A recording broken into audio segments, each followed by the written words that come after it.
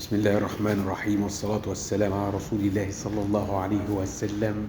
أعزائي الكرام في مصر والوطن العربي الكبير، أهلا بكم مع أجواء شعبان الجميلة واللطيفة والحريصة والصعبة على مصر والأمة العربية والعالم أجمع. أعزائي المشاهدين والمشاهدات في كل مكان، نسعد بكم على اليوتيوب عادل بونجكسيكي بالإنجليزية.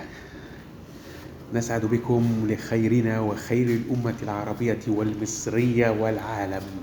نعم، أجواء شعبان يقابلها أجواء رمضانية، وما هذه الأشهر الحرم إلا أشهر كريمة وفضيلة يبتغى فيها العمل الصالح لوجه الله تعالى سبحانه وتعالى ولأمة الإسلام والإيمان.